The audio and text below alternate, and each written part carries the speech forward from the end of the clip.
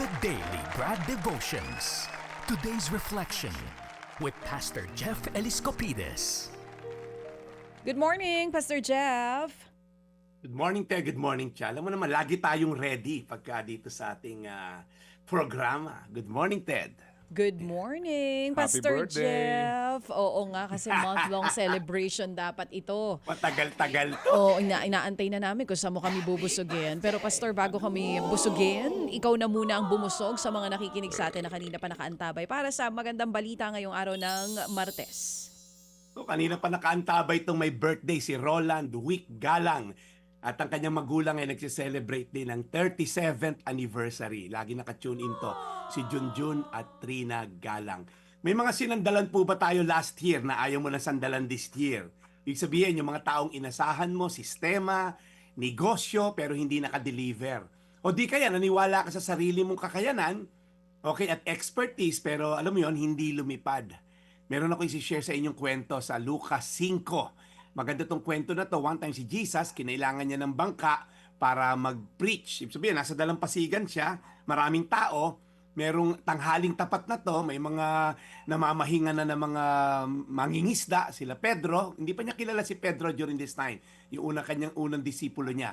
And then sabi niya, pwede ba mahirang bangka nyo, ilayag nyo ng konti para makapagsalita ako ng mas malakas. So after niya mag-preach, sinabi niya kala Pedro, pwede bang mangisda tayo? Okay? So pag tinila mo, pumalaot tayo, ihulog nyo yung lambat. Now, ito problema, tanghaling tapat. And then ang kausap niya, mga ekspertong mangingisda. Okay? Hindi hobby yun nila Pedro. Ano to? Expert sila. Alam niya yung galawan na isda. Alam niya na tanghaling tapat na. Wala na nangingisda. Ang sabi nga ni Pedro, magdamag na po kami ng isda. Okay? Wala na po kami nahuli. But then again, itong verse 5, ito yung gusto kong pag-aralan natin ngayon. Sabi sa Lucas 5:5, sumagot si Simon, Pedro yon, si Simon Peter, Guro, magdamag po kaming nagpagod, ngunit wala kaming nahuli. Ngunit, dahil sa sinabi nyo, iuhulog ko ang lambat. Wow! Alam niyo po yon? Sabi ni Pedro, faith does not deny reality. Ina-acknowledge niya yung realidad. Sabi niya, Guro, pagod kami, frustrated kami, bigo kami, ni isang dilis, wala kami nahuli. Okay, hindi sinabi ni Pedro na, okay boss, susunod kami sa'yo. Hindi, sinabi niya yung problema. Pero dahil sinabi mo, susunod kami. Alam niyo pa pangalawang maintindihan niyo about faith? Faith chooses obedience over experience. Okay? Ngunit dahil sinabi niyo, ito yung turning point po ng miracle na nangyari sa verse 6 mamaya. Si Pedro could have said, Jesus, kami expert dito. Karpintero ka, gumawa ka na lang ng bangka or something, pero kami mangingisda. Hindi to tamang oras para mangisda. Hindi yun ang sinabi ni Pedro. Hindi niya sinabing, na-experience na po namin, tanghaling tapat, walang nahuli po, ever since pinanganak kami. Hindi. Sabi lang niya, dahil sinabi mo. Okay? Experience is valuable, pero pag sinabi ni Jesus, yun po yung ultimate. May mga times lang parang alam mo na yung gagawin at mas marunong pa tayo minsan sa Diyos at ayaw mo sundin ng Diyos. Okay? So pangatlo, as I end, faith acts even when it doesn't make sense. Sabi, sige po, iuhulog ko ang lambat.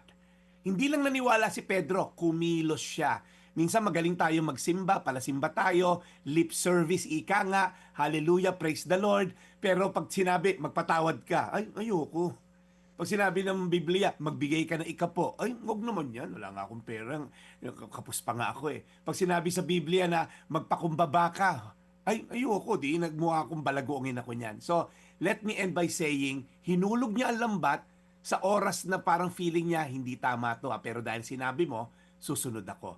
At dahil sa simpleng obedience, sa verse 6, alam niyo po yung sinabi, halos mapunit ang lambat sa dami ng isdang nahuli nung panahon na yon.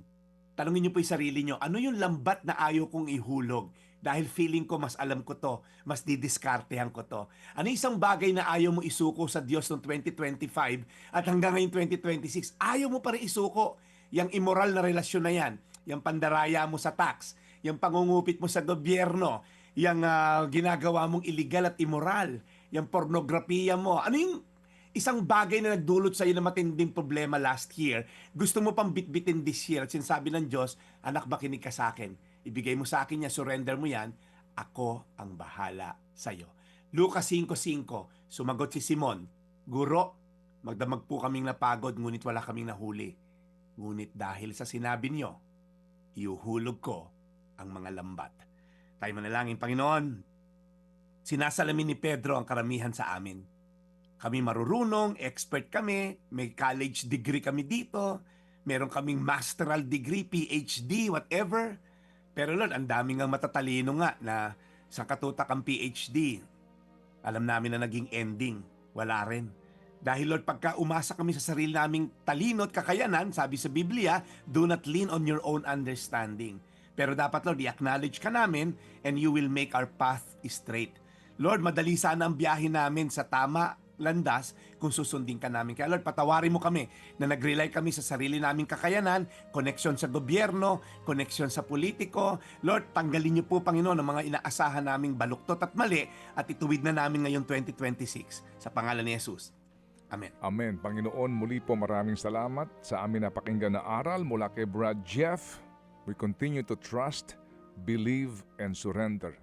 Amen. Yan po ang ating panuntunan, lalo pa hong pinatibay ng aming pakikinig sa aral today sa aming The Daily Bread. Alagaan niyo po lagi si Brad Jeff at lahat ng aming tagapakinig na ito po ang inaabangan sa aming programa. In Jesus' name, we pray. Amen. Amen. Salamat na marami muli sa iyo, Brad. Thank you. Salamat na marami. And advance happy birthday ulit. Happy birthday Parang si Ma'am Dean Estelita Baby Belio na nagdiwang po ng kanyang kaarawan kahapon. Yan. Si Brad Jeff po ay sa Enero 22. Lapit na. Ipinapaalam po sa kanyang mga kamag-anak, kaibigan at lahat ng kakilala. Ngayon pa Parang naman, obituary handa na lang ang po kayo. dating, ano ha? Huwag naman. Oo, Baka muna. maumay na, Brad Ted, pagdating ng 21, nagkalimutan na. Oh. Oo. Araw-araw natin nare-remind para makalimutan nila. Hindi nila makalimutan pala. Ayan. Oo nga. Enero ang kanyang kaarawan kasi parang si Ate Tere ko nga, Enero 26 ang kanya. January babies. Opo. Matatalino yan, sabi nila. Oo nga daw. Oo, si Ate Tere. Si Ate Tere dito. Hindi ba nakausap natin? Oo, matalino. Sige, salamat na marami, Brad. We'll catch you again tomorrow. Yes, ang aking tita Divine Tolentino Eliscopides din siya na nasa Kabanatuan. Happy birthday din ngayon. Uy, God happy bless you birthday, po. Tita Ito po Divine. yung Daily Brad, your daily dose of inspiration. Mga kapatid, brothers and sisters, saan ka pa? Dito na tayo sa totoo. Dito na tayo sa True FM. Mga kapatid, mag-subscribe and follow po kayo sa social media accounts ng True Network PH. Yan po kami. Hanapin nyo lang True Network PH, Facebook, Instagram, YouTube, TikTok, and podcast. Mapa Apple or Spotify man yan, mahahanap nyo kami. Lahat ng mga napapanood at napapakinggan nyo po sa programa, nasa social media accounts namin yan. So, paano mga kapatid? See you sa social media!